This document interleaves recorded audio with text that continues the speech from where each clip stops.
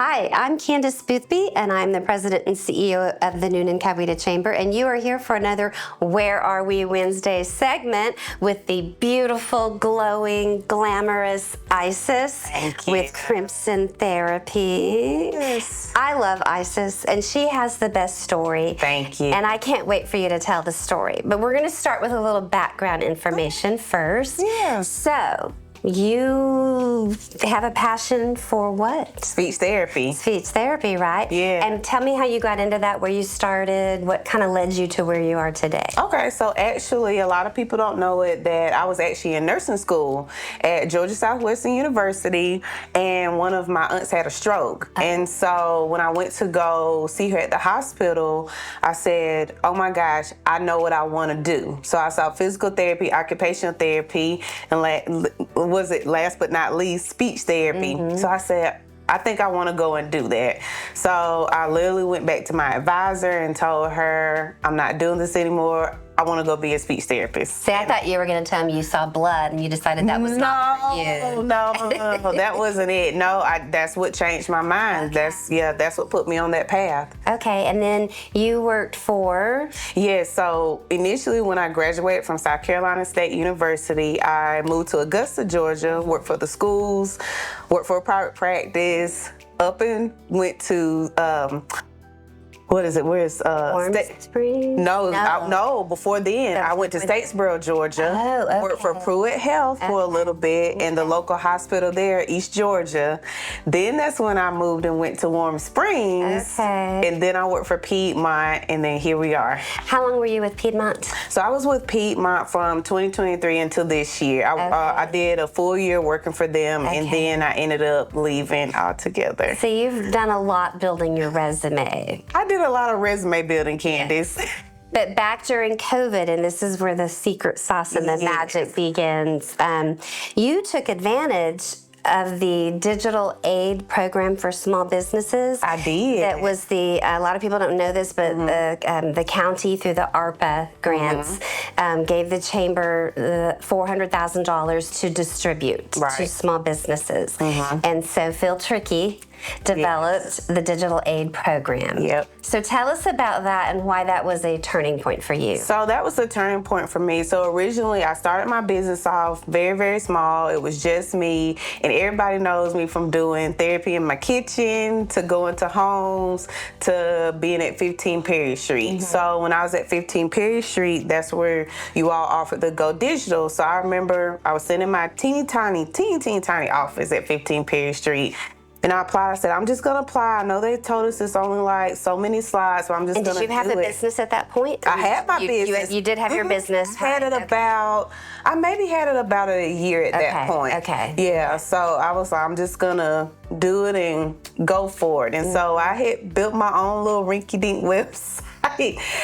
I'm not going to tell the story. It was awful. And then you knew you needed help at that point, right? Help. And I was adamant, so I used Test Pilot. Shout out to them for rebuilding my website. And they did an amazing job, did a whole facelift and rebrand. So that's when I was kind of nervous. I was like, he said, the floodgates are open. I said, no, Chris, I don't want the floodgates to open. Yeah. And so then in 2023, it started growing, it started building.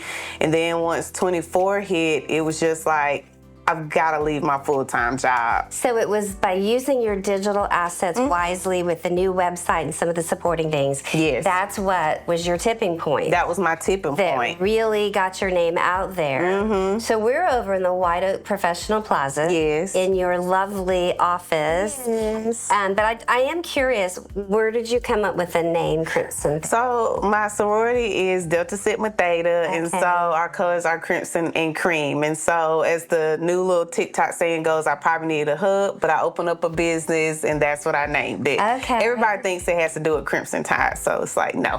And I would never have thought that. Yeah. But you know what I find interesting? So for the last couple of years, when we first met you through the digital aid program, you would come to programs, and I just remember when you made the decision to actually leave Piedmont, which was kind of like your security. It was my security. And go out full time on your own. So for those people in the audience maybe that have never been through that process. Yeah. Tell us about that and how it feels. So I'm not gonna tell a story. It was one of the scariest decisions I made in life, but trusting in God, knowing who He is, staying grounded, that's what made me just really, really thrive. So I want to thank the Chamber for offering that opportunity because it took off. Because anybody, I know you never visit me at 15 Perry Street.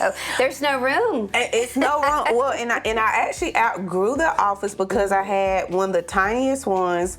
Then they offered me a bigger one. Then I got a decent sized one. And then I was just like, this opportunity became available in the White Professional Center. Sorry, I gotta go. And I came here with probably not a penny to my name, but I said, we're gonna do this. And we're here, we've been here a year now at this location. You have a lot of space. How much? And I did a build out this year. Can you believe that? No, I didn't know that. It was two offices within this suite, and then we just did a build out. So now it's 3 offices, and I have myself, another full-time therapist, and a part-time therapist, and my office assistant. So that's amazing. I'm so proud of you. Thank you. What advice would you give to somebody who wants to grow up and be like you?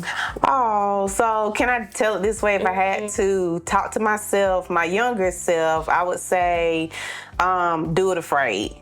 Do it afraid? Do it afraid. Okay. Yeah. Okay.